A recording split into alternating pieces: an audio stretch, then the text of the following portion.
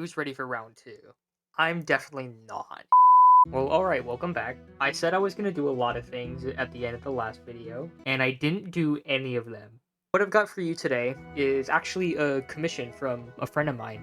They asked me to make a sort of save theme for their game idea that they've been working on and off on, and I thought this was actually a really cool project, so I thought I'd share it. I'll just kind of run through the main idea, the sort of inspirations that I went with, and then how each key section kind of highlights and outlines what I was trying to go for. So I hope you enjoy.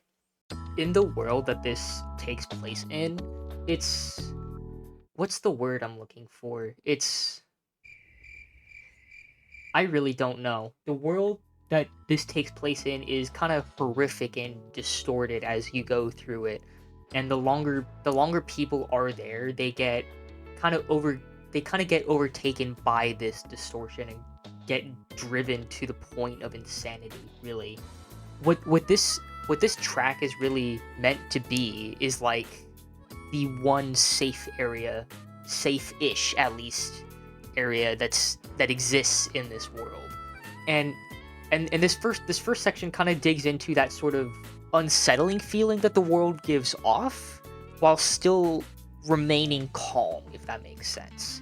It's pretty open. You've got a sort of synth choir drone happening in the background while you have some pretty spacious and open harp and piano notes like interweaving with each other. And that starts off sounding a little bit like this.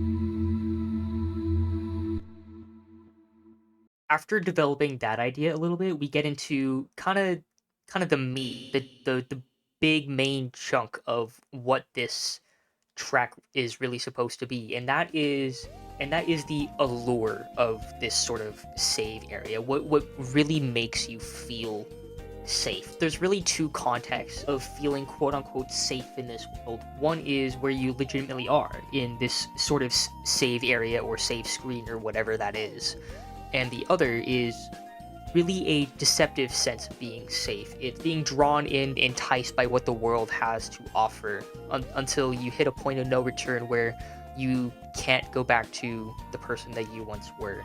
To really encapsulate this musically, I really add layers to one sort of statement being played over and over again. That adds depth to this sort of feeling of safety.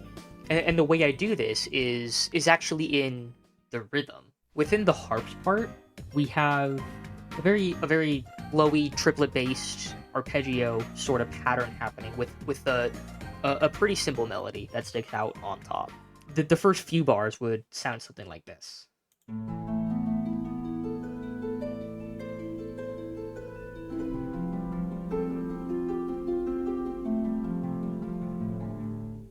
And then the other layer that's interacting with that is a duple based piano sort of accompaniment part. That same few bars would sound like this.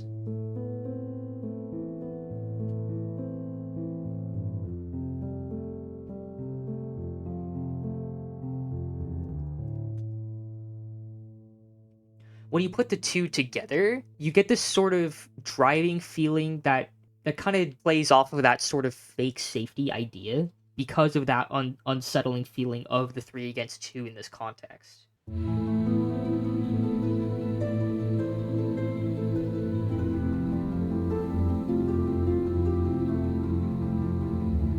Then we develop that idea a little bit more, use different chords to capitalize on the enticing feeling that we're going for, and then we add in more layers to dig into that even more. What is my cat doing? Okay, as long as you're there, it's fine. This last section is kind of the conclusion of it all. After swelling a lot within the previous section, it suddenly cuts off into this new section where it's a lot quieter, a lot more mellow. It's a lot more settled. And kind of like before, there's two contexts that we can really think about here. The first one is you actually have saved the game and you're like legitimately okay despite everything chaotic that's going on in the world around you. And the other context is going past that point of no return in being driven to insanity. And the first bars of that will sound something like this.